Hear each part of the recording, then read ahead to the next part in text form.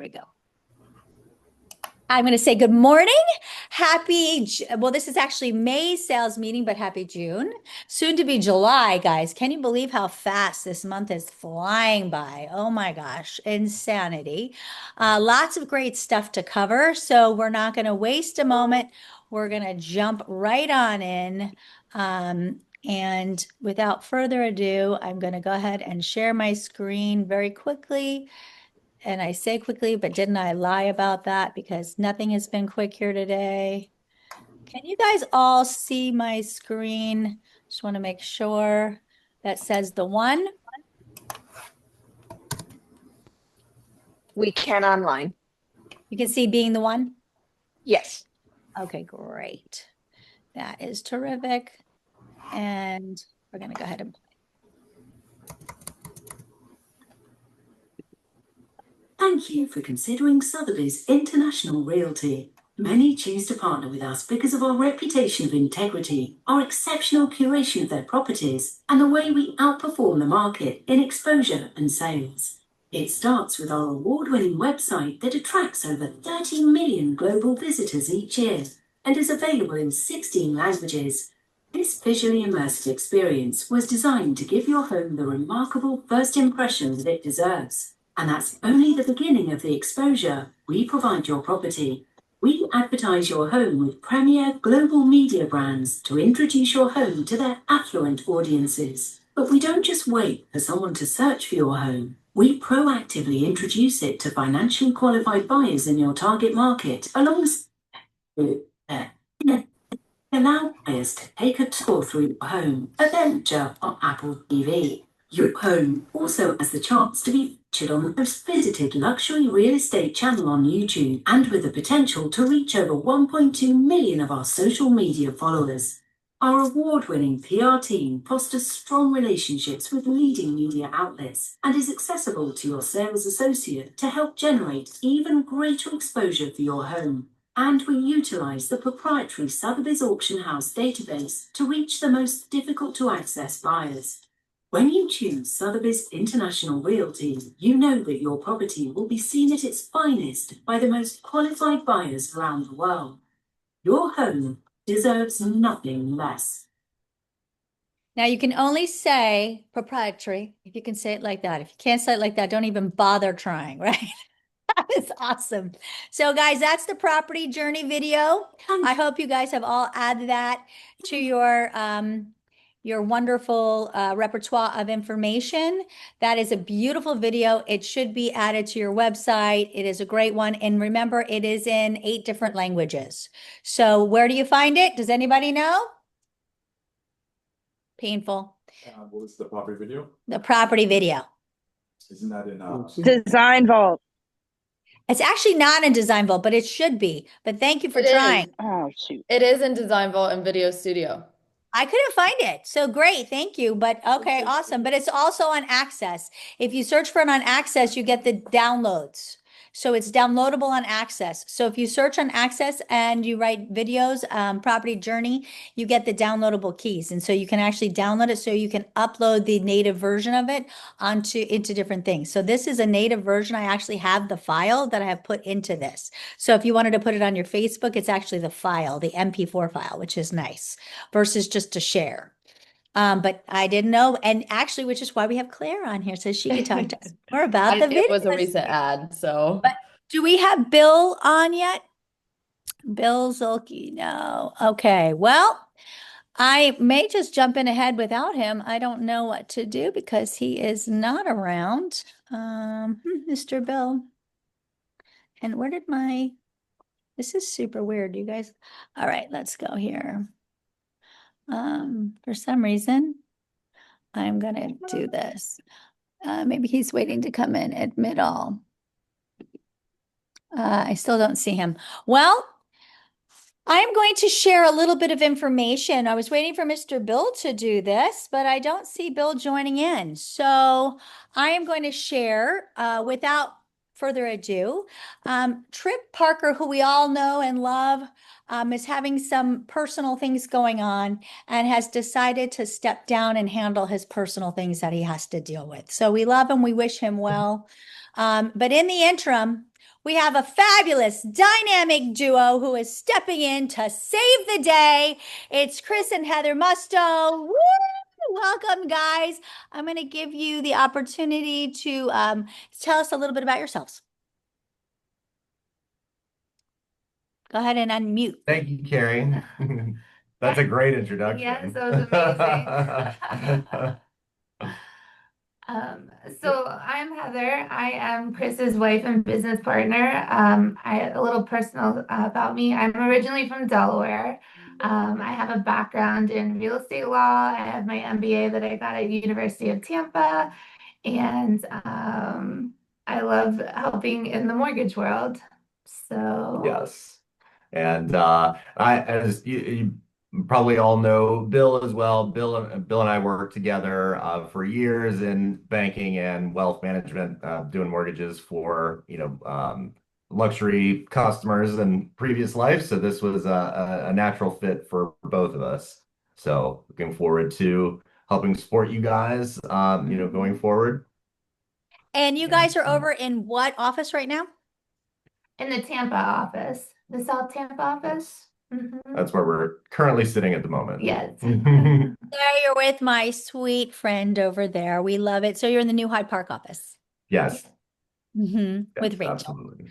Well, Yeah. terrific. So guys, Chris and Heather, when did you guys start with us over there? It's been several months, correct? Yeah, we very end of December, so we were up and running the beginning of this year. Mhm. And I've heard through the grapevine, and I've been quite jealous that you've been helping tons and tons of advisors doing a bunch of loans. Is that correct? We have, yes, we've gotten great traction so far, including some of the 1744 winners, and we've had a lot of great success so far. Thankfully. Well, guys, we are going to be sharing Chris and Heather's information right after this call. They are available for all of your needs, anything you need. Of course, we're still looking for someone here in our local market. If you happen to know anybody who you think would be a great fit, please let us know. But in the interim, we could not be in better hands. And we really thank you for all your support and willingness to help, guys. Absolutely. Our pleasure. All right. Anything else you care to share or? You want to do just a quick, do we have time for just a quick market please, a little update market to update share would with be you guys? great. I don't know if you've heard, but there's been some news. Please. So the Fed met yesterday, and as expected, no rate cuts. Kind of an outlook where it was a little bit different than what we've seen in the past. So still not a lot of certainty, but markets seem to be responding favorably in general. Actually, there was kind of a very muted response to it. The bond market didn't go crazy haywire, so that's a good sign as well. And I was talking to another broker recently about this, and she said that she believes that when we keep rates the same, when the Fed doesn't lower or higher rates, it's better for buyers because there's more certainty for them. This is kind of what they're used to. So there's no holding on, waiting out for rates to drop, because we know this is really where we're going to be for a little while. So the Fed's still factoring maybe 2 rate cuts this year. We'll see. But right now rates are hovering below 7%. So we're at like 6.87 for the 30-year fixed. Yeah. So we're working with clients and strategizing on, how to save money, how to get, in some cases, the closing costs paid, doing buy downs to help with affordability when it's appropriate. Kind of working through, each one seems to be a case by case basis right now. As you guys are probably seeing, just getting people moving, takes a little bit of effort right now. But we did receive some good news. So the budget for the Hometown Heroes, the first time home buyer down payment assistance program, was approved. Yes, So this it was. just happened. So Yes. we're expecting funding. I'm trying to get confirmation from the administrator from Florida Housing right now exactly when that funding is going to be available, but it should be sometime next month. Yeah. So proud to say we've done Hometown Heroes every year since they've opened, and it's a great program if you guys are not familiar. Great for first-time buyers. You don't have to be a special profession any longer. That is no longer a requirement for the program. So anyone who's either first-time buyers or veterans don't have to be first-time buyers as well. And a first-time buyer just means someone who's owned a home in the last 3 years. Yeah. So, And I don't know if you guys heard, but with the Hometown Heroes, something that we were advocating for, because both me and my government affairs team were up in Tallahassee and in DC, and we were advocating for not just giving it at one time. So the idea with Hometown Heroes is now they'll be disseminating the monies at various times throughout the year. oh, great. Yeah, that's amazing. That's a very positive change. So good to hear. If we can send some information out just with some more specifics for the program so that everybody's aware, because there are some nuances to it that they're really favorable. So Yeah. Thank you for Absolutely. advocating, Gary. yeah, thank you. Yes, we will. Yes, power to the Good people. work. Absolutely. Well, thank Can you I guys. ask them a Appreciate question? it. Yes, Oh. please. Any questions that you have? I was just about to open it. Do you guys have any programs for in the jumbo section for either bank statement or no doc? We do- Somebody we- for Old Northeast right now over $1 million.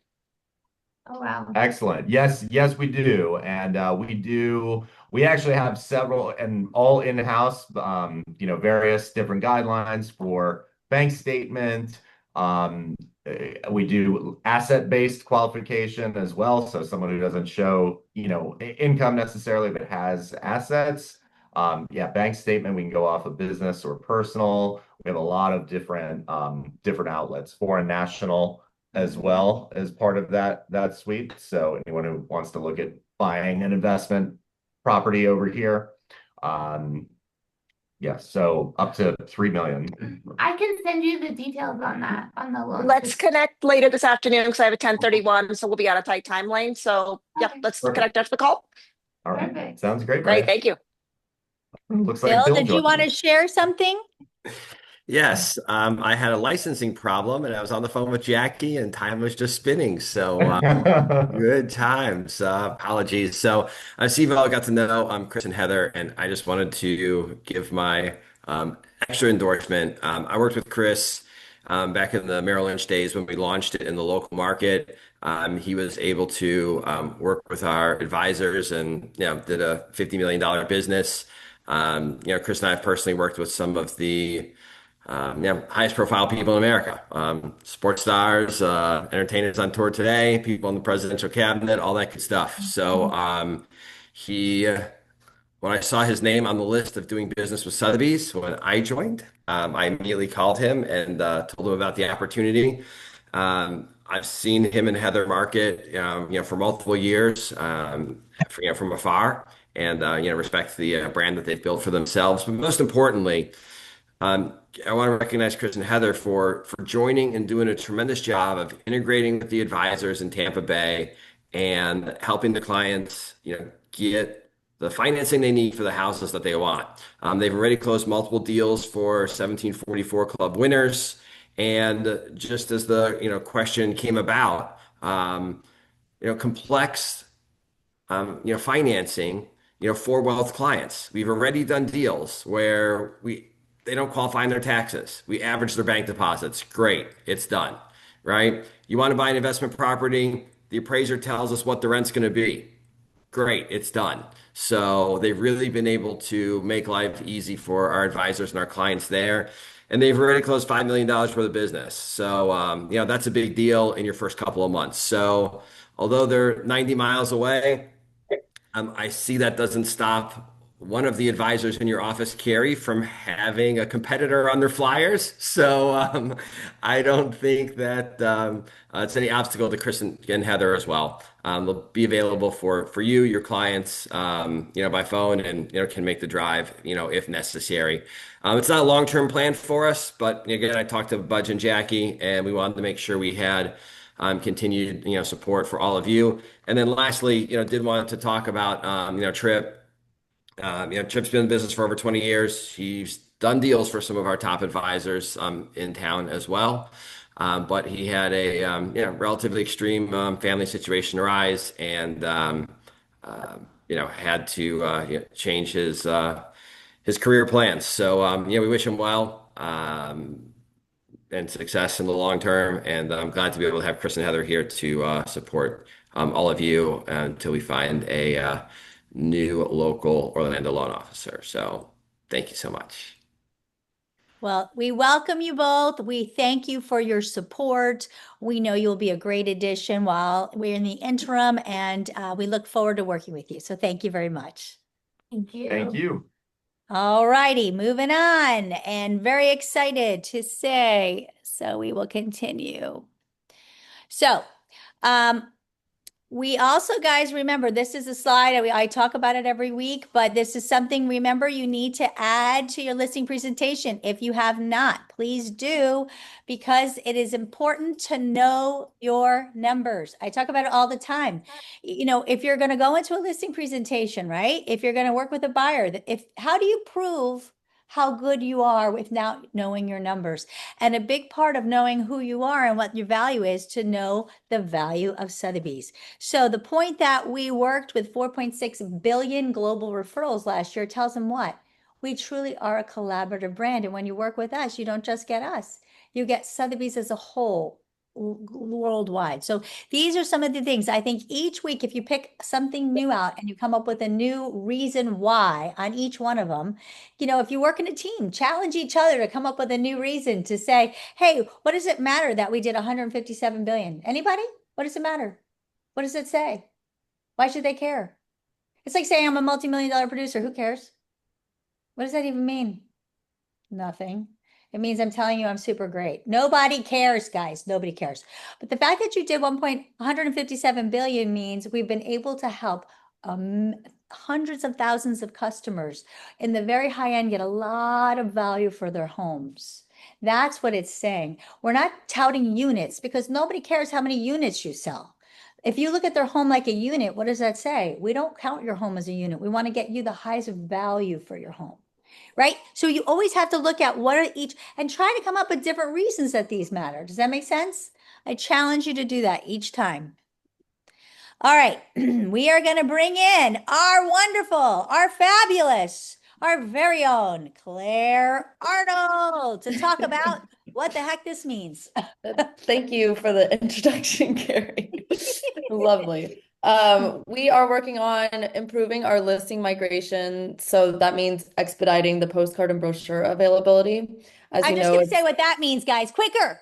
Okay, go ahead. yeah, that's the goal because as you know, it's 24 to 48 hours before the photos are in the system. And, really, we want to stay on top of things. We want to get those things out as fast as possible. So we're really working on shortening the proofs timeline. So the process that it goes through communications and getting those photos processed and migrated faster. So July is our timeline when we're planning on trying to roll this out. And we're also going to have an option for you to select to automate postcard and brochure proofs emailed directly to you guys after MLS activation. So, Kathy's always preaching the easy button. And so we're trying to include this with our postcard and brochure proofs. So this is for Emily Knudsen. So this means if I don't feel like going in there and picking all sorts of things, I can just say automate it and it's just going to come to me, right? Claire? Yeah, so you will have to select to get, sorry, I thought you were talking to Emily. No, Emily and I had this conversation this morning as I was driving in, and she was saying it's a lot of work. I mean, I like that I can pick it, but I just wish it was easier. And I said, well, wait till you see what we're going to talk about today. So I just want to make sure I'm understanding it. If I selected, yes, automate the postcard and brochure, that as soon as it goes live, it's just going to get sent to me. That's what that's saying, correct? Yep, once it goes live, someone on our team will put it together and you'll get a proof emailed directly to you. That's fantastic. Right? Really? What a pain. I'm sorry. Thank you. That's great. We complained and they listened. Yay! I love it. Okay, that was a good one. Okay, Extraordinary Living Newsletter. What the heck is it and how do we get it? This is the Sotheby's brand newsletter that comes out once a month. You can find this in your ActivePipe. If you search for Extraordinary Living in the shared email section, you can sign your customers up to receive this automatically. It is a process. I know we've discussed this in the past, but if you are interested in getting them signed up to receive this automatically, reach out to me and we'll get you guys started through this process. Otherwise, the easiest way is to go into your shared email section in ActivePipe and just share it directly from there. Yeah, just, because remember, every group that you have in your CRM automatically shows an ActivePipe. So you could just say quick send to everybody, or you could say quick send to a group. It's so Yeah. easy to do that. So as opposed to going through the brain damage of trying to set people up automatically. Okay, moving on. So Serve Video videos. Suite. Go Yeah. do it. Yep, so this is what we kind of mentioned earlier about the video is we have Video Studio and Design Vault. They are working on improving the interface to try to make it easier to use. This is what I really want to highlight. There's a training on Thursday with the brand on the 24th at 1 p.m. So I highly recommend attending that so they can go over this interface. But for now, we're going to hop on. I'm going to stop my share. I'm going to let you be able to share your screen, right? A request. And hold on. You can't yet. Okay. And go ahead, share your screen. And you should be able to share your screen. Okay. I'm going to go from the very beginning, just in case for you guys. I'm going to go to Propel. Wait, hold on. I lost my window. There you go. You guys. Can everyone see me okay? My screen? Perfect. Yep. All right, so for you guys to access Video Studio, it's going to take a second to load always when I share my screen. But I'm going to walk you guys through the beginning. So either in Propel CRM or Propel Smart Space, you guys will go to those blue tabs. This is your toolkit, and you're going to scroll down to Serve Resources, which is Access.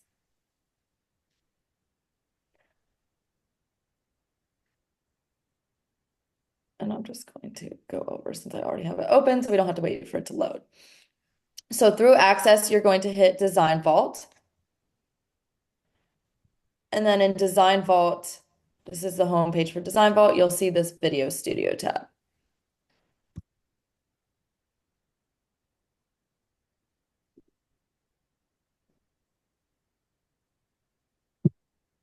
So here, this is the property journey that we were talking about. This is the video.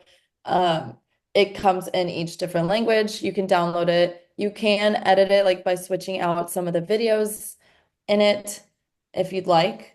But they've added some more templates. You'll see they added Real Trend Verified for those who qualified for that. You would just want to switch out this video as it's a placeholder. And walk yourself on the Yeah, exactly. So you'll see they have a lot more templates. And again, they're working on updating this interface to make it easier to use. But they've added a lot more. So we can go through one if you guys would like. Here is, we'll select this one.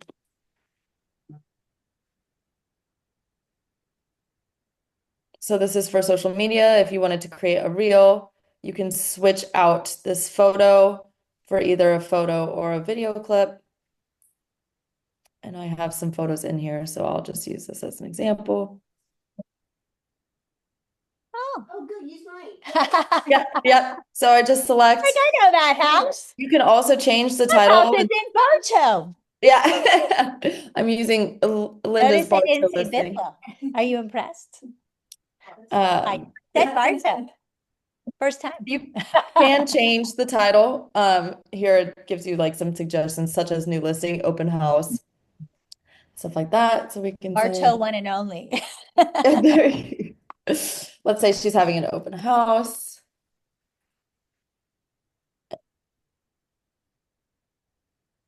You could say, join me. And then the address. Linda, what's the address again?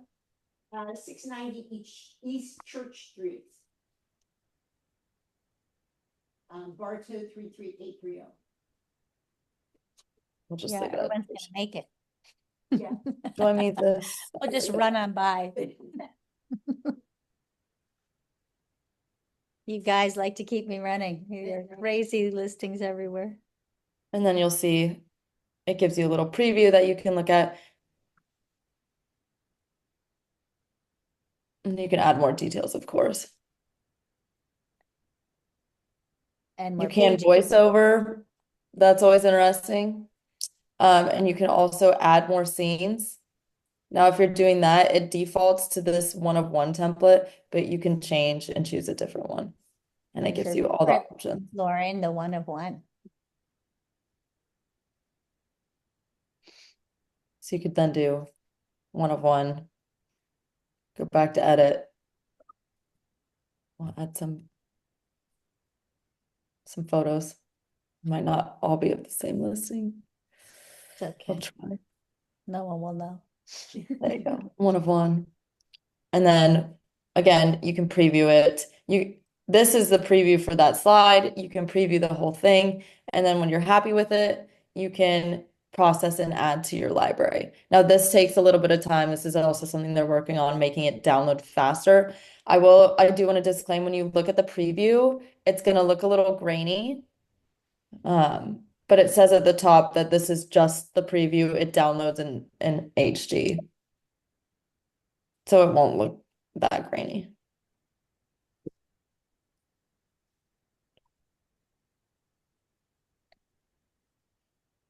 You can add music as well. We have a music library that you can click through and pick. There's a bunch, so it's alphabetical order. You also can choose the type of music that you're interested in. So I hope you guys will join me in viewing that training with the brand on the 24th.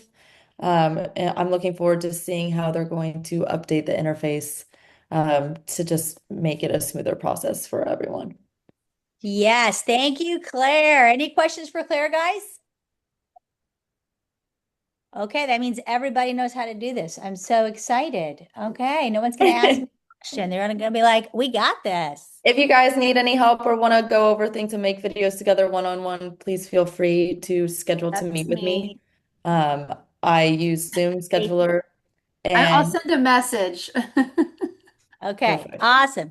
And you can also schedule your meetings, a half hour, 45 minutes, or an hour with Claire online anytime. She's got her calendar to go ahead and book with her. She's scheduled Yep. to be here anytime in Lake Zone? Well, she was supposed to be here today, but she's having some vehicle issues. So she will my be truck here decided every- not to start. Yes, so she would have been here, but Okay, gotcha. Yeah. What are the days that she's scheduled to be here in Lake well, Zone? always every Thursday that I'm doing a meeting. First. And It's typically supposed to be the first Thursday of the month that I am in Right. Lake Nona. Dr. Phillips fluctuates depending on the schedule, but I will share my calendar. Monday. Yeah, I will share my calendar each month with you guys. Great. All righty, guys, we're going to continue on. Thank you, Miss Claire. That was awesome. And we're going to move on because we got lots to cover. And that was amazing. So let's talk a little bit about what the heck did that move right to this? Okay, it did. Did it really go Gary, straight? we're seeing it in the presenter view. I don't know if that's how you want it to be showed. Well, you know what? Lord knows. I don't know. But I'm just going to say that's how you're going to see it because we're just going to do that right now. Whatever works. Whatever works. At least someone's seeing it, right? So what we're going to talk about right now is clear cooperation. Let me stop the screen for a second. I'm going to stop my share for a second. I'm going to talk a little bit about clear cooperation, guys. We all know clear cooperation was up for debate and they withheld clear cooperation, but they instituted something called delayed marketing, right? And I jumped to the wrong screen, so I have to switch it around. But anyway, what that is they're going to go ahead, they have set out a timeline of delayed marketing. which is right here, and I'm going to share my screen on that, where they are going to allow people to wait and put it out in the MLS after a certain period of time to share with everybody, but you can share it specifically on sites that are gated, meaning that if you had a login, you could see it. We are not going to elect to do that, I don't think, as a company. We don't think that's probably a good idea. And Zillow really hates that idea because Zillow is like, if that would keep Zillow out, right? Because anybody can see Zillow. So Zillow, as you saw from Jackie, who sent out that wonderful message the other day, Zillow is very concerned, like if you put out your listings and you don't allow their customers to see it, they're saying you can't ever go on their sites. So there's a lot of still conflict and discussion about how that's actually going to look. We don't really care about any of that, really. We want to make sure that our homes are going to get the best exposure. We have two situations. We have people who don't want it to go on the MLS and people who want total exposure, correct? But we have our own wonderful thing called private placement, don't we? And so there's two things that are really going to happen out of this clear cooperation change for us. And one is how we use office exclusion. That's the number one thing that's going to change. And number two that's going to change is we're just not going to, well, it's not really a change. We're just not going to use the delayed marketing because we don't think that's going to be, but we want to make sure that the clarity is what is the difference with the forms? What is the difference on delayed distribution? What does all this mean? So I'm going to go through the clarity on all this. I honestly don't see the point of delayed marketing. Because if you have a delayed marketing status, guess what? Days of marketing are ticking, but yet you're not marketing to everybody. It's kind of silly, right? Like, what are you, who are you helping? I really don't know. So days on market does tick, accumulate, even though it's not marketed to everyone. You're marketing to only gated people, but you're still marketing. So they're considering it as marketing. So yes, the days on market are ticking. Yeah, it's a silly, I'm still trying to figure out the benefit. I mean, I'm on the MLS Broker Advisory Council and I'm saying, I'm sorry, what is the benefit? And they also have not come out specifically to say how long the period of time will be. Stellar has not decided that yet. So this has not been announced. It will not even start till September, so you guys know. So it's not been announced yet. So they're still working on what this actually means, and it doesn't even have to start till September. But I want you to know that we as a company also do not see any benefit to it. Because to us, like I said, exposure means what? Exposure to everybody, right? Like we want everybody to see it, or quite exclusive, right? We want to be private for a reason. So it's one or the other. What is this half in, half out thing? Toes in, toes out. Like, are you in the water or you're not, right? But why would you want to be half in and getting your market days on market turning? I don't see a benefit. Am I missing something? Anybody see a benefit there? I don't see one. I've been trying to look at this thing every which way. And because I'm on the Broker Advisory Council and on many meetings for this, and I'll be at another meeting July 9th about it, I'm still trying to see, is there one benefit I have missed? I can't find one. But again, it does come up with some really good things. So I want to go through with you some of the new things that it will be doing. And we're going to actually start here because this is going to actually be more important. So this is important right here. This is the high level timeline of what it looks like. Okay. Basically, they already made the discussion on how it's kind of overall, the overarching of what's happening. We already had our broker town hall, broker survey. The broker survey, just so you guys know, is they asked the brokers, how long should it be? Should it be 0 days? Should we not do it? Should it be 0 to 5? Should it be 7 to 10? Should it be a month? Should it be 3 months? It's interesting what brokers said. And they looked at small brokerages to big brokerages and kind of compared. Very interesting, the responses that we got, I will tell you. Then the BOD finally made a decision on the time length, but they have not announced what that decision is. So we don't know. I'm hoping that in July, when I go to that meeting, they will announce what the actual official time length will be for this delayed marketing. But truly, I don't really care because I don't think we're ever going to use it. But these trainings are going to begin in July and August. So the broker ones are happening the beginning of July, and then they'll start probably giving them to everybody else. And then this will be launched in mid-September with new requirements for office exclusives. And of course, if you have temporary exclusions. So we're going to talk about those two things. Okay. Now, what is the difference between a VOW and an IDX? I want people to understand this because there's tons of confusion. Now, you guys don't input data, but you do need to understand the difference. Does anybody know? It's kind of what we just said. A VOW, that's a virtual office, right? That is a secure broker operated website where you could put in your code and see their listings. An IDX is public facing. That's Trulia, that's Redfin, that's Zillow, right? That means anybody will get all of it without having to log in. Isn't that like our site too, since anybody can just go? Correct. We're an IDX feed. So right now, whenever we put anything in the MLS, we do IDX feed. And so what the delayed marketing would be is a VOW. You would allow only people who have a login, a gated site, to use it. And this is where Zillow's having their problem, right? And this is where we don't see a benefit, is truly the point. These are fields that are currently in use. And I'm going to go over this because a lot of times I get questions from you guys. Even though you're not putting in these listings, we are putting them in for you. I do want you to understand what they mean, okay? So just pardon my few minutes of explaining some boring administrative stuff with you, but I do think it's important you understand this, okay? When we say internet yes or no, if you say no, so if you ever say, why is my things not syndicating? If we said no, it's never going to syndicate. It means it's either on the internet or it's not. Does that make sense? Okay, here's the IDX VOW. I just explained the differences. Everybody good with that? We are always going to select IDX, right? And third party, that grants permission for third party websites to use this data for statistical things, right? Which we do, they can use it for comparative data stuff. Then do we allow the international MLS, the realtor.com and SkySlopes? So we always give it to the international MLS and realtor.com, but we do not like SkySlope offers. We don't use SkySlope. What is that? I don't know. We don't even use it because It's basically dot loop. it's dot loop for like people who don't use dot loop or app files or. I don't understand why not. I mean. Well, we just don't want to yeah, but when we receive the offers, it sometimes is a conflict to what we get in our system. So it's better if they just download it as a PDF and send it over versus sending it to us in that system. That's the difference, okay?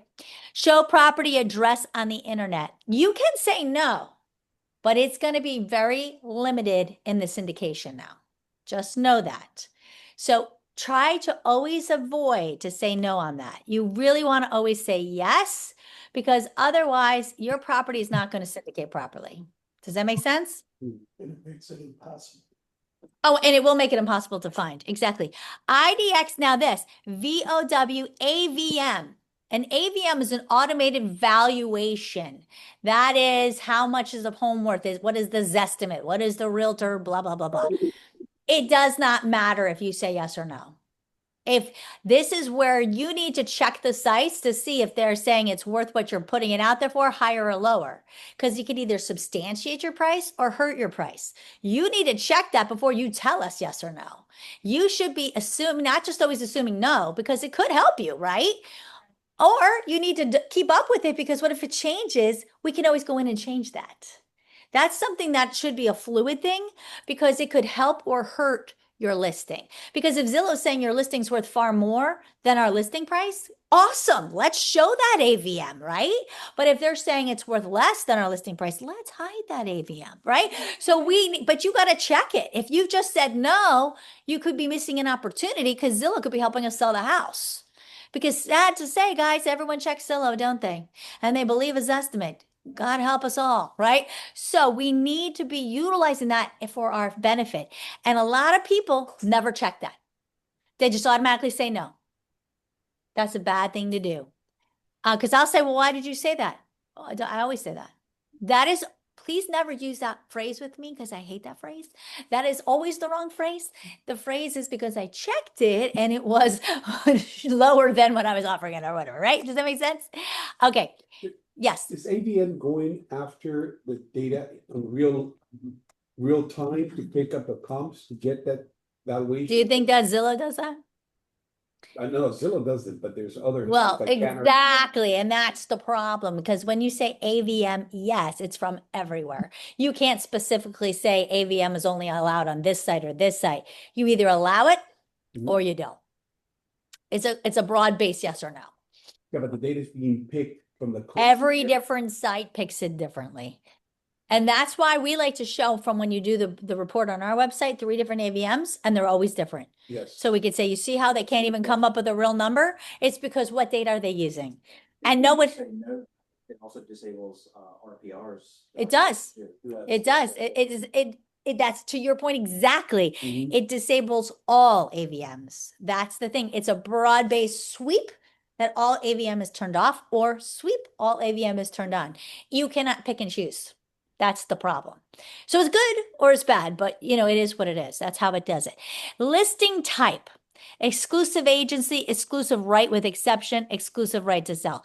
Forget the first two, never going to happen. We only do exclusive right to sell. Everybody clear on that? Okay, awesome. All right, so quiet exclusives is our beauty. We all love it. It's also known as private placement. Now, in the past, when we have done this, I say don't file any forms because we don't care. Unless you're going to sell it while it's in private placement or quiet exclusive, then I say we want to file a form so that you can claim both sides, right? Is that typically what I say? Now we're going to say something a little different. It hasn't started yet because what's going to be happening is they're going to be allowing us to build these out in the MLS. Super exciting. But let me explain the difference between the forms first because there's a lot of confusion. So we have 2 forms in the MLS. We have authorization to temporarily exclude and office exclusive. You guys are probably like, It's exclusive. well, one's to temporarily exclude and one's office exclusive. Okay, here's the difference. You don't ever want to use temporarily exclude. This one here, never use. This file, to me, this is useless because this means that you can't even show the home while it's temporarily excluded. It's considered a violation of clear cooperation to show a home if you filed an authorization to temporarily exclude the listing. Yes, you have to. It would then, so clear cooperation means within 5 business days from having a listing, either the day it's written or the last day someone has signed. So if we post date it, right, then it's the last day you wrote on it. It has to be publicly marketed in the MLS, right? Everybody clear with that? 5 business days. MLS is business days. So if you filed a temporary exclusion, so you're temporarily excluding from the MLS, you cannot show it to a buyer, even your buyer. If you do, then you start the 24-hour notice on the national and then the NAR Clear Cooperation. You must publicly market it within 24 hours. Because it's just as if you put a sign in the yard, you did a social media post, any of those things. They're also very clear. People ask me, well, can I do a coming soon video without saying the address? That is also a violation of public marketing, even without saying the address. And you have to, that's a violation. You have to be then publicly marketed within 24 hours. Very clear. Go look at some of their violations and some of their forms about clear cooperation. Super fun. No, I know, super fun. Now, here's what is changing. This is why I always tell you, if anyone asks me, the one you want to file is office exclusive. I actually try to take out this stupid temporary one from our files all the time, and someone keeps putting it back in there, which drives me insane. But anyway, the only one I ever want in our dot loop is this one, office exclusive. When you file an office exclusive, you can show that property all you want. That is the point of an office exclusive. You can sell the property and claim both sides of it. That is the point of the office exclusive. You still can't market it publicly, right? Because then that would be the violation of clear cooperation. So in 24 hours, you would need to be on the MLS. You clear with me? No coming soon, no videos, none of that, because that would be 24 hours, have to be in the MLS. But there's a change to office exclusive that they're allowing. You can now share it one-on-one. This is, I don't know if it's taken effect yet, so I wouldn't start it yet, but with a broker outside of our company. One-on-one, I would probably just do by the phone, but they're allowing that now on an office exclusive. More than one broker or just one broker? One broker at a time. So like no broker open with other brokers, right? It was just like If you know somebody who had a buyer, right? Like we've had that, and we had to take a, we took a, One broker at a time or one agent at a time? one agent, not a brokerage. One agent. Like we had a situation where somebody knew the agent who had the buyer, and instead we took a, you know, what's the one? Jesus, I can't even think. Not exclusive for the sale listing, but a listing agreement, so that we could show the listing. And then because we didn't have, we were in private placement. So, but this instance now is changing that they will allow that, but I don't think it has gone into effect yet. That is one new change. Yes. So on the loops, they have the temporary private placement entry form. Mm-hmm. Because I've never. Well, we're not talking about that yet. Hold on. So there's. Hold it. Hold that. Yes, this is a separate thing. That's an internal thing. Private placement is us. This is for just the. This is only MLS. Okay. And private placement is only Premier Sotheby's. Correct. All of them. Correct. Correct. So, because if it was all Sotheby's, it would really be a violation, wouldn't it? Yeah. Or though, would it? Because now if they're allowing one broker, you could contact one Sotheby's advisor from Miami or one Sotheby's advisor from California, right? Because it's you have, yeah, I'm sure. Don't even tell me. La la la. No, they're not supposed to share it with anybody. Well, you can't. I mean, we can't be in charge of everybody, Linda. Oh, no. Well, that's why you don't send them things. I would not send them any flyers. I would not do any of that. So I know it's a little bit vague. That's why I'm saying let's not start sharing the broker thing yet, because I want more clarity, and it has not begun yet. But that's what they're saying is changing, but it has not begun yet. So this is basically if someone, like, let's say an outside brokerage comes in and puts a violation against you and says they're actually marking the property prior to it coming on the MLS, this is to prove like, no, we actually did Well, the right forms. we have an office exclusive because we filed that. But here's the best thing I'm so excited about. Beforehand, you would file an office exclusive and then they expire, and then we have to file it again. So I'd say don't even bother filing unless you're going to try to sell the other side and you just want to claim the credit. That's the only reason I'd ever file it. Now, what they're actually going to do is create a status, just like TOM or just like pending or just like active. There will be an office exclusive status. So we can actually build a listing in the MLS and put it in the status of office exclusive. So the team, now here's the question, is if you're Lake Nona, it's only Lake Nona. If it's Dr. Phillips, it's only Dr. Phillips. Or is it all my offices? Is it by broker? Or is it all Premier?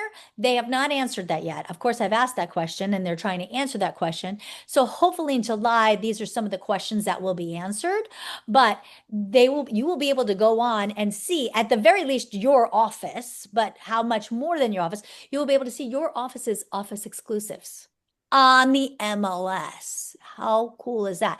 Because we'll build it into the app. So as you get photos, as you get information, because then when we choose to make it active, we just flip the switch. How great is that? But it doesn't, No days on market count. There's no days on market because you're an office exclusive. It's so much better than this delayed marketing thing. I don't even understand that thing. So this is so much better. So it's really taken Office Exclusive, in my opinion, to a whole new level. I love it. But again, I'm still waiting for clarity on several things. One, to be able to show it to one broker, exactly how is that going to look? I don't know, but hopefully get clarity July 9th.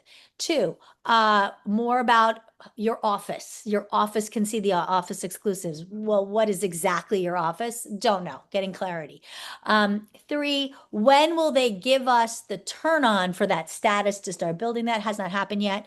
You know, obviously by September, will it happen before then? I don't know. So hopefully, again, those three questions for sure will be answered, I hope, in July, but we'll see, because this is supposed to be the release, right, for the brokers. I know about all the pre-stuff because I'm on the Broker Advisory Council. So I know this is what we're doing, but I don't know what they've decided finally. So this is what should be released July 9th. But anyway, this is the good stuff. So it's exciting, very good. I'm very happy about it because to me, these are huge positive steps. The one big thing that they were trying to do, I could care less about. That doesn't make any sense to me at all, the delayed marketing. But what's come of it because of that has been really good. So any questions about that? Everybody see the benefits there. So again, only use Office Exclusive. If I could take out that stupid temporary owner's authorization temporary thing, I will take it out of Dotloop. I will continue to try to take it out. Whoever keeps putting it back in there, stop. But it is the Office Exclusive is the only one you want to use. Well, right now, we only have. No, they're both in there. No, we have Office Exclusive. I always tell people, if you're going to use something, you use Office Exclusive. The temporary thing is stupid. It does nothing. It's a useless thing. I never file that. I don't like filing anything, really, to be honest. But if you're going to file anything, it would be the Office Exclusive because you're just trying to get credit for both sides. But moving forward, I want us to file Office Exclusive because I want us to build it in.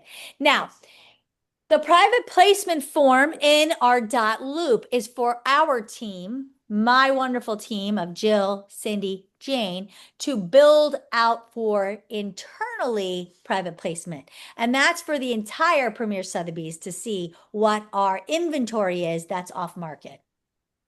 Our private placement inventory. That's the point of that form.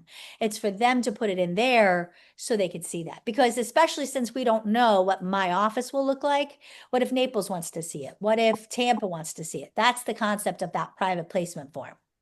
Okay? Because unless they know to put it in there, they're not going to add it, right? That's the point. It's not like we need. Now, I will tell you, I like to add on the end of the listing agreement, because I think it's really nice for the sellers that their listing will be added into our private placement program. It's nice. Is it really saying anything special and important? No, but it makes them feel good, right? It's certainly nothing legal. I mean, you know, let's be honest, but it's a good thing to add into the listing agreement because now they feel like it's an official program. Is it?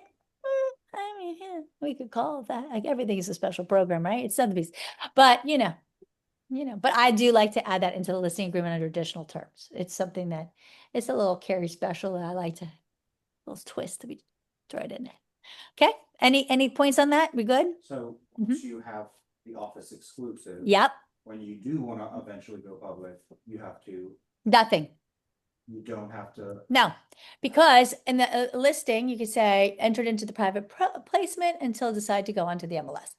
You have a listing agreement at any point you can go live. You don't have to have them. Now, if you want to have them put it in writing. Private placement. This one. No, we don't have to do anything because it'll be a status. We just simply switch the status. Sign off. Nope. Nope. Nope. Unless they've changed that. At last conversation, no. However, will they add it to a status change form? Who knows? This is a stellar. They may. I mean, I don't know. But last conversation, they did not. So I can't promise. Yes. Rajiv had a question in the chat. Okay. What was it? For Can you just- coming soon for your listings, are we allowed to do that? For what? It says for coming soon for listings, are we allowed to do that? Coming soons are a violation of clear communication. But other than. Clear Cooperation. Other MLS, okay, Space Coast does it. Daytona Beaches do it. Yeah. And how they do it, yeah, how they do it is it's an actual requirement. As soon as you have a listing, you must have it in the MLS with any data you have, and they call it coming soon. So think about how bad that is for your seller. Any data you have to put it in there. And they just call it coming soon status. And you can decide how long you want it to be in there, a week, 2 weeks. And while you're getting pictures and everything, you're just adding it in there. Kind of like we're doing with an office exclusive, except now it's open to the whole public. But you could say, well, it's in coming soon status, you can't show it. Oh, okay, I understand. I don't know about other places, but in the Panhandle, the coming soon is only viewable by agents. They can see that it's coming soon, but it's not. That's how it is too in Stellar and in but it's in the MLS because it's public for the agents, not for it's not on Zillow. Right. Yeah. It's not syndicated, exactly. But that's the same thing. So it's already publicly marketed to the advisors. Everybody knows about it. Yeah, but we are not allowed to do that with Stellar. They do not have that status, and it's not something they choose to do. Any questions for Jeep? No, Carrie, thank you. I just Okay. curious to ask because I saw some, people do it like, so I want to know how they're doing it. We're not Yeah, if allowed- they do it on Zillow or something, they're in violation. You should turn them in. Okay, understand. Thank you. Let me know. I'm happy to turn them in myself. All right. We got to clean up our industry. Okay, moving on. All right, so that's what I have on office exclusives and Clear Cooperation, but we have a lot more to cover. All right, so, oh yeah, other things here. 1 business day rule. So there are optional listing types that do not need to follow Clear Cooperation. And if you're selling your personal property, it doesn't. If you're doing rentals, new construction, and commercial sale and leases, they do not. However, once you put them into the MLS, now they have to follow the rules. So until you do, they don't have to. But once they're in the MLS, obviously they must follow MLS rules. Does that make sense? But they're already publicly marketed, so it doesn't matter. But meaning that you put it in the MLS, they have to follow MLS rules. Makes sense. Okay, everybody good on that? But people have said, Carrie, it's a rental. Do I have to follow Clear Cooperation? No. So if you ever want to do it coming soon for a rental, knock your socks off. I don't even know what the heck you're doing the rental for. But, anyway. Or if it's your personal. Yeah, or new construction or commercial.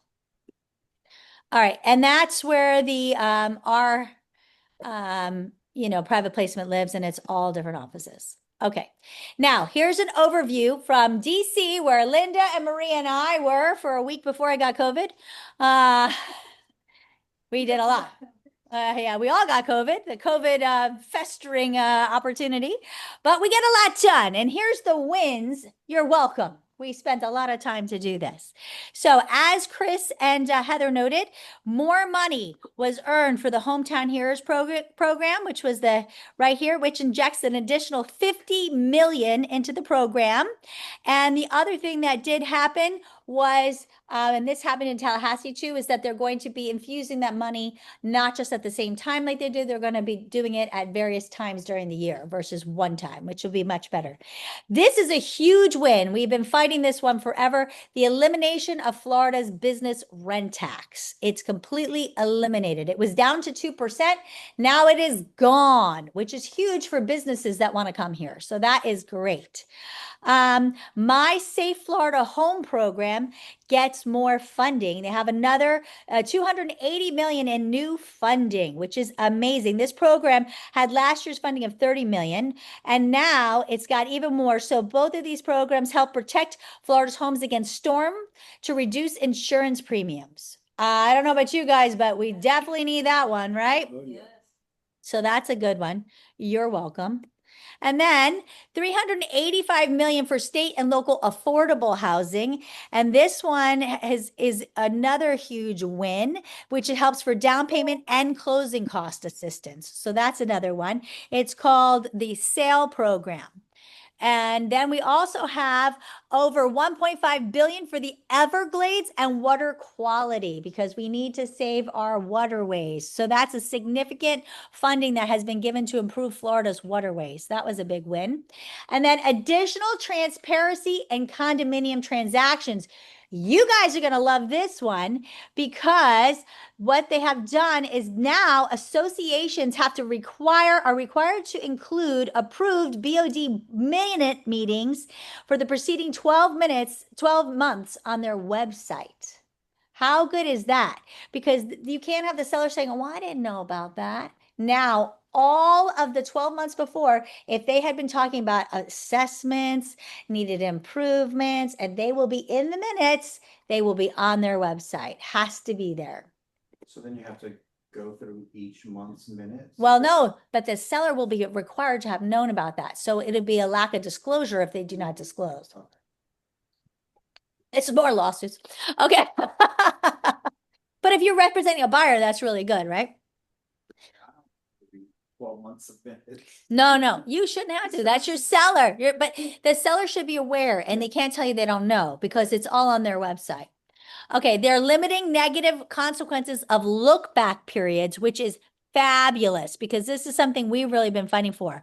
And so basically the guide must include elevation requirements following substantial damages and substantial improvements in accordance with National Flood Insurance Program. And it also prohibits local governments from participating from adopting enforcing look back periods. So that is awesome. That's a huge win. They're preserving and protecting Florida state parks. I don't know if you guys saw that last year. They tried to turn, I think, 7 of our state parks into hotels, golf courses. Yeah, hello, can we not put them in the land that's in between all the stuff where there's nothing there? Like, no, they wanted to do it in our state parks. So now they can't. Helping vacation rental owners remove squatters. This is a big one. So we did squatters law last year. So if you had a personal property and you had squatters, now you could get them out. Well, we didn't have it for businesses and vacation home renters. Like let's say you Airbnb'd your property and they just stayed and didn't pay. You couldn't get them out. Now you can. That's the point of this. So it makes it easier for hotels, vacation rental owners, that kind of thing. If a guest has stayed beyond their time period and they're not paying, now they can get them out. So that's important. Okay, now they also did it for commercial properties. If you have a tenant who's a renter of your business and they've not paid and stayed, that was another thing. You couldn't kick them out. Now you can. They have increased that. So now you can get them out under squatters laws too. Now they've also made it easier for landlords and tenants to communicate through sending notices electronically because beforehand everything had to be snail mail. How stupid was that? Could you imagine? So if you do anything with property management, that's fabulous. And they increase transparency of flood risks, which requires landlords to provide existing sellers flood disclosures to tenants as well before they sign a lease for a year or longer. So it's just kind of like we did it with the homeowners. They've done it with renters. So there's the wins. Woo! We were very busy. All right. So now here's an overlook of the economy from Lawrence Yu, who is fabulous, the chief economist. He came to DC. This is really interesting, guys. I'm going to kind of move this out of the way. This is a 5-year home price gains since pre-COVID. From 2020 to 2025, quarter one, right?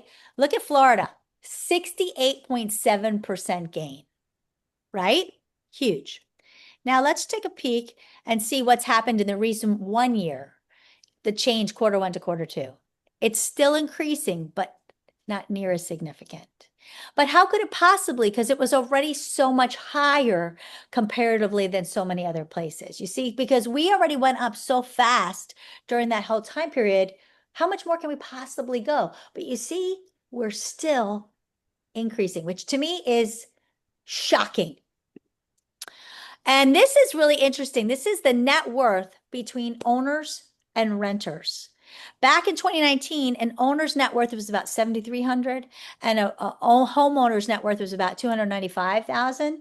Now, a renter's net worth is about $10,800 and a homeowner's net worth is about $430. So even though we're like, oh my gosh, it's so hard to become an owner, it is, but there is a huge significant differential also in their net worth. So yes, it is very hard and we're trying really hard to work on attainable housing and we've got a lot of things working towards that. There is still a huge differential in the equity that they're receiving as well. So yes, it's a hard leap and a pill to swallow to get in, but you do see that the net worth in their overall what they make at the end of the day is still there too. It's not like, yeah, it's so hard to get in, but you don't receive any benefit from it. You do, but it doesn't make it any easier to entry. The barrier of entry is still very high. Days on market. Now, this is something that's really interesting, guys. Everyone's like, oh my God, it's so long. It's taking so long to sell a home. This puts it sort of in perspective. Yes, of course, it's longer than 2022, right? 2022, basically you breathed and the home was gone. I mean, you could barely put the sign in the yard. It was gone before you could do that, right? But take a peek. Where we are in 2025 is really kind of like 2019. Right? 2018. I mean, I hate to tell you, but that's kind of normal, right? We're kind of back to normal. I'm sorry. Sorry for those of you who really liked it in 2022. It's kind of scary, right? Look at 2012, guys. That was scary. Those were days, anybody in there with me going, oh, dear God, are we ever going to sell this house? Yeah. Okay, but yeah, because you're used to, well, that's why I'm showing you this, because we feel like it's 2012.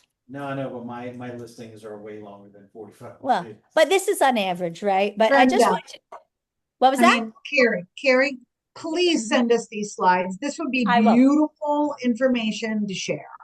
I You will. are That's- the best. I will. That's exactly why I'm doing this. Now, Is that national? yes, this is national. Okay. Don't worry, we're doing national, then we're doing local. Okay. I got it all for you. Now, look, I want you to see this. This is price cuts, okay, from lengthening days on market. And they're comparing April and May in 25 to April 2019. Okay. So if you're on the market from 0 to 7 days, it's not much difference, guys. If you're on the market 8 to 14 days, pretty close. 15 to 21. Okay, so where it's going to get a little more different, right, is when you're going to be 91 to 120. That's really where you're going to see more significant differences, right? But really, guys, where we're really at in most of our markets is between 40 to 50 days. So there's not a significant difference in the price cuts that you'll see between now and April of 2019. Which means what, guys? We're kind of back to normal. So one thing that I'm seeing, at least in my emails, is I get probably 30 to 40 emails a day of price cuts. of price cuts. Because what you got to understand is so many people were overpricing their home. Because they thought they were in 2022 and they're still getting way too much for, overpricing their home. But there are some states that are very hot right now, and so There are. skewing these- Well, you got Maine, you still have some states that are, but we're gonna look at the local markets, so don't worry. This is the renter survey, and this is the last one I have, but this is important for us to see because the renters are still our future buyers. And this shows us the confidence of purchasing. Are they still interested in buying? Right? And look at the percentage that still strongly prefer owning. So this shows us that our consumer confidence, and these are people who are our buyers. They have not bought, they're renters. This is a very strong signifier for us. They want to buy. Now, you have want and can, right? Like these are not always the same, but this is good, positive information. And this is from Lawrence Hughes. So this is real data. Okay. Here's another question. Yeah. Something that we're seeing up by me is whole subdivisions are being built of rental homes. Is that everybody else see that as well? I mean, we've had 5 subdivisions go in, and Yeah. literally these homes, you could reach out into the next one. Well, of course, why would they do that? Because investors, big companies like BlackRock and stuff, they see a huge opportunity that it's a very disparaging market for people to get into. So they see great opportunity for us to be able to buy huge developments and make money. Wouldn't you do it if you could? But are they including those numbers in what they call affordable housing? No, because that's not affordable housing. They're not buying. Affordable housing is if you're buying. Because I know that in our market, especially with Sumter County that the commissioners think that rentals are affordable housing. Well, that's an interesting take, but yeah, no, not what we were talking about in, right, Linda? Everything we talked about in Washington was purchase, homeowners. Okay, now this is our markets, okay? This is last May, or this past May, you know, we're in June now.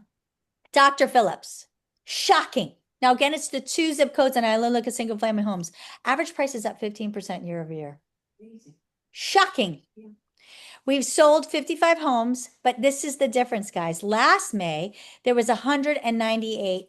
Last month, excuse me. Last month, there was 198. This month, there's 368. This is the difference. This is why we feel like, holy God, are these homes moving? Because look at the insurgence of the difference of inventory on the market. It's inventory we're seeing different, right? The days on market are ticking up. Not dramatically. This is year over year from 48 to 54. That's not dramatic. What's dramatic is the amount of homes, right? The price, though, the average sales price last year at this time was $1,046,000, and now it's $1,097,000. 1,197. I mean, what the heck? It just keeps going up. But this is what's interesting.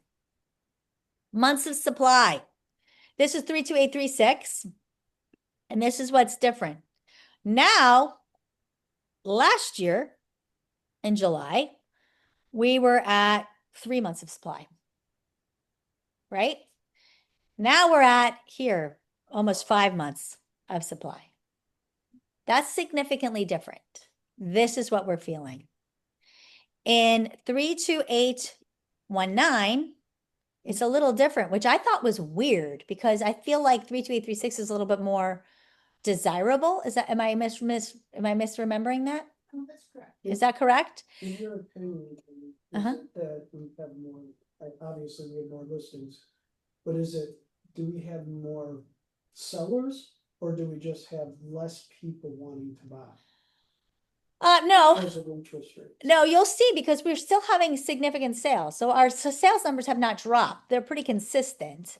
They're slightly lower, but honestly, I think it's a little bit of a functionality of both. But I think because we have far more inventory, we have more inventory. We also have more construction that's coming to the market too. So in certain markets. Not necessarily Dr. Phillips, though. I think in Dr. Phillips, people are finally like, I'm ready to sell. I think people were waiting because they're like, I don't want to sell. I'm in a 3% mortgage or something. Now they're like, screw it. It's not going to go anywhere. I think that's what's happened. The realization is it's either I'm going to sell or I'm not. And I see that the prices are still going up. Before they go down, I might as well sell. I think it's more of a functionality of that. So I think that's why we have more. But in the village, hey, Gary. It's about 1,600 listings right now. No, you guys. And typically we have about 600. Your market is different, I would say, than other markets, though. Yes, Maria? So what's your opinion? Back in the day, 6 months of inventory was always considered a healthy, balanced market. So we wouldn't quite be there yet. What do you think? Hold a moment. We're going to hit that. We're just not there yet. Okay. Thank you. Though you're leading into one of my last slides. Okay, so July last 24 here. Look at this. We were like 2.5 months supply, but now we're only a little over 4. But still, it feels so significant because again, it's double, right, guys? Here's Lake Nona. We're still up. Not quite 1%, but we're still up. Is the point? Now we've sold 131. But look, instead of 295 last month, we're up 471. That's almost double. Guys, that's a lot of new listings. So to your point, see how many new listings we have in the market? New actives. So is it active because more things are taking longer to sell? Partly. Is it active because there's a bunch of new listings? Partly. So there's a lot of things that are new. Is it active because there's new building stuff on the market? Yes, because it's Lake Nona. We have a lot of new stuff in the market. The average sales price in May of last year was $669, and this year $732. Insane. How the hell is that happening? I don't know. But here you go. 32827. Listen, July of last year. Oh, I have the wrong one there. Well, that's the number of listings, but the number of listings is not that significantly different in 32827. But it is the months of supply here in 32832 is definitely significantly different because look what happened. It was about 2% in July of 24. And now look where it is in May. It's like close to 6. 32832 is almost 6 months of supply right here. All right, Windermere. Oh, I didn't do the math. Oh, I think actually, did I not finish Windermere? I think I didn't finish Windermere. I think that's wrong. I'm not sure if that's accurate. So the top percentage is what, the number of sales? Well, the percentage was the price differential, but I actually think I skipped Windermere. Oh gosh, because look, it's 424. Guys, I'm sorry, I'm remiss. I didn't do Windermere's numbers. I'm terrible. I'll do it later. Okay, well, I'll pull it up in a minute because I'll look at it on the market report. But the months of supply in Windermere is dropping. This is what you would have seen because their days, look at how much more they had in Windermere in December. And now you see in May, the months of supply are dropping because actually the active listings have gone down in Windermere. I just, for some reason, maybe didn't hit save after I changed the slide. As you see, it didn't save. It's saying April. So yeah, but Can you go to the slide before? no, Windermere? the slide before, I didn't update it. I didn't hit save. This is the old one. Oh. Yeah, that's the problem. I have to pull it up in the other thing. So here we go. This one. Oh, look, it didn't save any of my new slides. Ugh. Okay, we're gonna have to pull them up.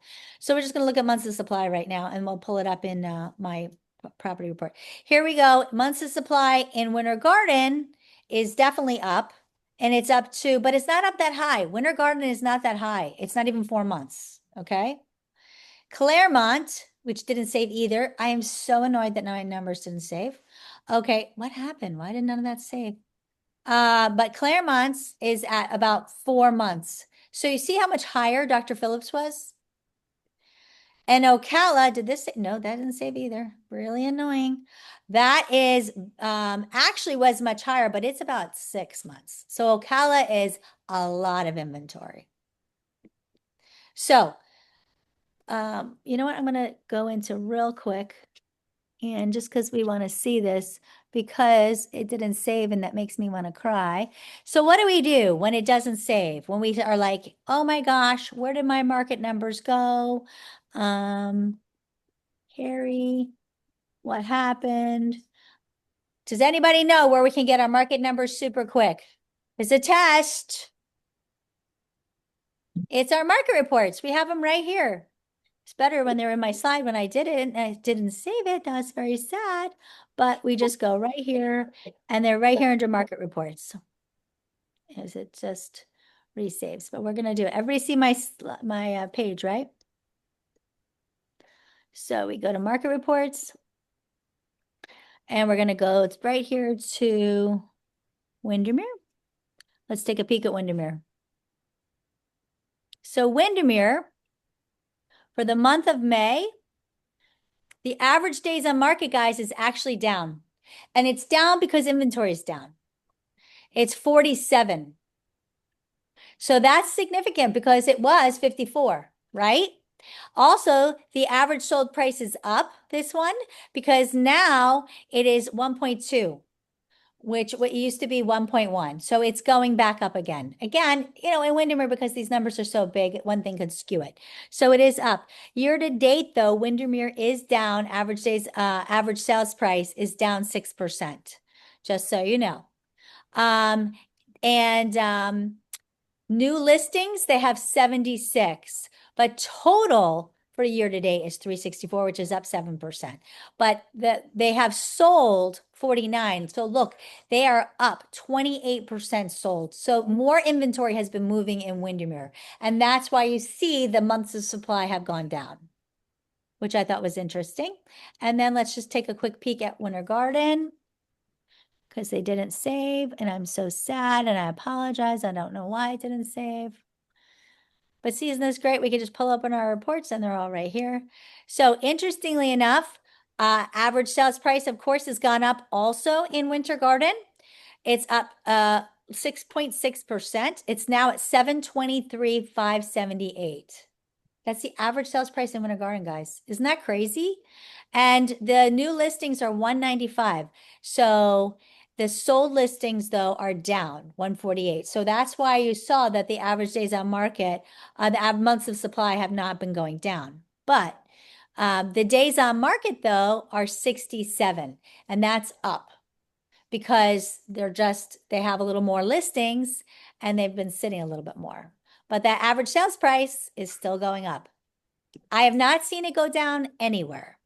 And Ocala, let's take a peek of Ocala. Here is our Ocala. Average sales price in Ocala is 318, which is about flat from 319. And their days on market are 53, which is up 39%. And it is up because of the active listings. There's so many more active listings that are on the market. Currently, there are 3,871, guys. That's a lot of listings on the market, right? And their average days on market year to date are 76, which is up about 20%. And it's because their percentage of listings are so much higher. They have much more active listings on the market. So Ocala, then Dr. Phillips, I'd say, would be the areas that we have the most listings currently. Okay, so moving on to answer Maria's question. So what makes, oh, did you have a question? No. Okay. What makes a seller's market, a buyer's market? What are we in? So here you go. Less than 5 months is definitely a seller's market.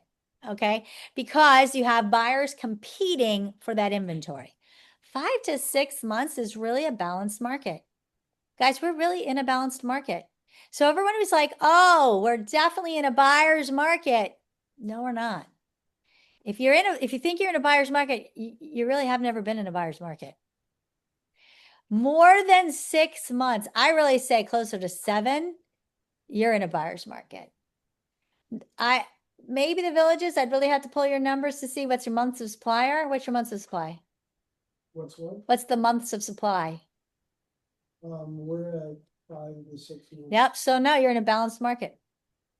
But that doesn't include the villages. No, that's what I'm saying. So maybe you are you could be in a buyer's market. And we can't get access. Yeah. So that's the thing. In truth, this is the truth. But most people, because we've been in a seller's market for so long, because it's not the hot, everyone multiple offers craziness, you assume it's a buyer's market. Well, do you think that it also has to do with a lot of people actually bought homes during the craze? And now when they're trying to sell it, they're thinking that it's going to be the same. Absolutely. Yeah, that's a perfect point, Alejandro. So their mindset is it should be the same, right? But the reality is now they're trying to sell their home in a balanced market, not in a seller's market. Can you repeat the comments? What was that? Oh, yeah, Can you repeat the comments? Yes, absolutely. Alejandro said, do you think it's because people bought in the craze of the market that they are thinking, that it's still the same market? And that's exactly what it is. If you bought during the craze of the seller's market and you want to go sell, you're expecting it to be the same mindset of the market. The market is not a seller's market right now. It is not. It's a balanced market. The turnover period is like that 3 to 5 mark where people start selling their homes within 3 to 5 years of buying it. So they bought it in 2020, 2025 is that. Yeah. So he's saying the turnover period of people are selling their homes between 3 to 5 years is about now. So if they bought it during the seller's market, now they're going to turn around and try to sell it. They feel like it should be the same type of market. And it's not. I mean, really, there's really none of our markets that are truly in a seller's market. You may have one neighborhood that's really hot. That could be more of a seller's market. But in reality, most of our markets that we're in are all balanced markets. I can't say there's one market that we're in that's a buyer's market or one market that I'm in that's a seller's market. Every market I'm in truly here is a balanced market. You're going to have hot pockets. You're going to have pockets of, trouble selling. But because it's a balanced market, we have to address it differently. And that's the point. And we have to address not only the sellers and buyers' mindset differently, but our own. We have to readdress our mindset. Yes. Don't we also have pressures that have never existed before? Because now we have sellers with 2.75% interest rates who are going to react differently. This has never happened in our lifespan. So this is a market that has pressures that they've never existed before that are reflected in these numbers. Well, yes and no. I mean, what's never happened before was the 2.7% interest rate. Because let's be honest, when I bought my first home, I bought it at 8.5%. I never bought anything at 2.5%. I mean, Jesus, I wish I did. I'm going to cry. But exactly. So right? those people are not going to sell at the same number because they must capture a different profit to afford the new home that they purchase, is my point. Correct. There are different pressures now. That's what I'm saying. We have to readdress not only the mindset, but we have to readdress the whole equation of the sale differently. We have to do the math differently. We have to look at carrying costs differently. We have to look at rate of return differently. We have to look at, lifestyle. We have to value things differently. Is there a way, I don't know if Claire's still on, but is there a way that this can be incorporated into the listing presentations when we have with sellers? Yes. The CMAs, obviously the CMAs, it's just a lot of numbers that are going to go. But I mean, having a graph like this is really important. I mean, it's visually appealing to the sellers, and we incorporate to the listing agreement or listing presentation. It's basically saying like, look, we understand where the market is at, we're ahead of it, but you need to understand this is where the market is. Yes. I feel like a lot of sellers that I'm talking to, I'm having to reiterate that thought of like, okay, we're in a different market. This is a different market. But I feel like this is visually, it's going to be like, okay, this is where, Claire, are you on? Yes, I was going to say if we can get access to these pages, like as a PDF, you can add them as a page in your Moxie CMAs. Can we do it as a template, kind of like a thing that could just be there for them to select if I give them to you? I can inquire, but okay. Yeah, we can probably just upload them as pages that they can add. Because instead of everybody trying to upload it individually, it would be great if it was some of those selections that they could choose to add or not, right? It would just make it easier. Some sellers, some don't. Yeah, so I'll get them over to you, Claire, and that way it would be, I think good for a lot of people, even people not in my office. I don't care if they use them. Yeah. Harry, could you repeat the question of what led into that? I apologize. There's a lot of noise that's going on. Sure. Actually, what Alejandro asked is, could we get a copy of these slides and get them added into the Moxie? Because a lot of times sellers need something visual to explain this, not just the data of what their home is worth, right? But something visual to explain where the market is actually at. Thank you. Please send slides. Yes. Anything else for coming? Okay. All right. So was that any other questions about everything we've covered? I mean, I think we've covered a lot of good stuff. Anybody else? Questions? No? Okay. Well, then we're going to move on to our numbers. So in May, congratulations to Southeast Orlando Lake Nona. We sold 5.2. We got 5.2 million in listings. Congratulations, Ohana, Anna, Peyton, Lauren, Keith, Eric, Liani, and Walter. Woo! And then we have 8 million in new sales. Congratulations, Shane, Lauren, Kate, Eric, Keith, Peyton, Ohana, and Marima. Woo! And what? And Casey, woo! And congratulations, 10.5 million in closed sales. Anna, Lauren, Marima, Susan Abshire, Shane, Suzette, Keith, Casey, Eric, and Liani. All right, moving on to Dr. Phillips and Claremont in May. 26.5 million in listings. Congratulations to Dawn Giacchetti, Linda O'Grady, Janet Allen, Janice Edwards Diaz, Alejandro, Chad, Shandy, Jules, Maria, Brady, Carol Medeiros, Alejandro Quayle, Linda Fu, Ariana Austin Gibbs, Max, Lisa Campire, Leslie, and Teresa. Woo! And for new sales, 16.6 million. Congratulations, Dawn, Val, Carrie, Teresa, Robin, Shandy, Ariana, Alejandro, Emily, Maria, Anna Malfi, Carol, Luz Colina, Elizabeth, Angela, Bobby, Kelly Whitaker, April Winters, Leslie, Sue Rudman, Chad, and Brady. Woo!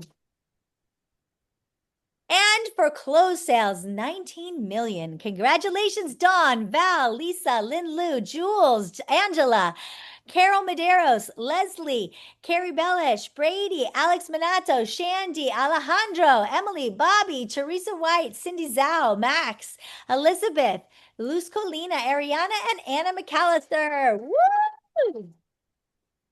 And I want to say, while we're still on that slide, although I don't know if either of them are on, a big congratulations to Dawn Giacchetti and Carol Medeiros, our Real Trends award winners. Woohoo!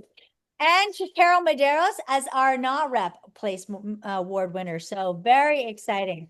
I know Carol is in Europe enjoying herself right now, but yeah, she's enjoying herself in Europe right now, but still, I am very proud of her. It was amazing. And Ocala, May listings, 4 million. Angela, Tina, Blake, Maddie, and Michelle. You guys are killing it. And 11 million in new sales. Stacy, woo, and Blake.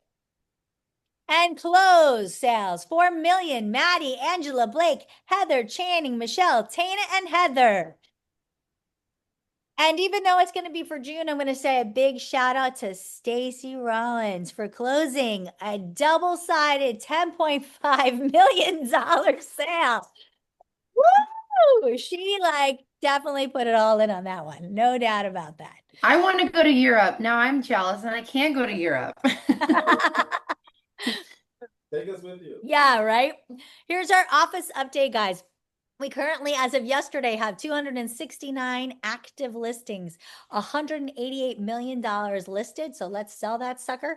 And our average sales price is 820,000.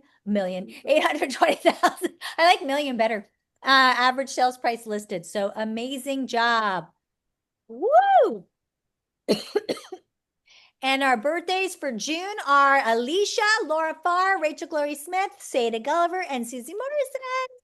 Happy birthday, June babies.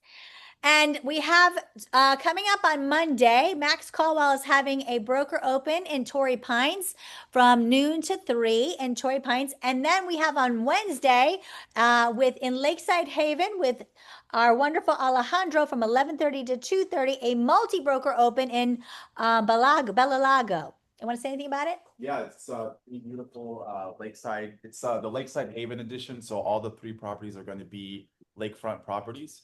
We're gonna have prizes, drinks, snacks. The Closing City is sponsoring. And we're also might have some supercars there. So ooh, might have. He's just trying to keep us hanging. All right. So he's saying be there, be square. Woo! All right, that's exciting. Again, we have our networking events of Level Up in November and T&E in September. They also announced another one. Caroline's is coming up, but there was another one that they announced. So anyway, they're all on Sotheby's, so check it out. And I want to thank you all for everything. Lewis has his brokers open tomorrow. I didn't have that. Thank you, Chad. Yeah, we posted that in the WhatsApp, but a great property, $2 million, 4-bedroom, 4-bath, private in-law suite on a private ski lake. So phenomenal property. Definitely come out and check it out. Absolutely. And what's the address? The address is 2750 Lee Shore Loop. And what's the community? The community is, I don't remember. Lewis, you remember that community name? Lewis. Country Lake Estates. Country Lake Estates. And the time? 1 to 4. 1 to 4. So be there, be square. Sounds amazing. And just so everybody knows, that's the east side of Orlando, out towards, kind of going out towards Bithlo, but basically corner of Colonial and Chuliota. Well, awesome. Sounds great.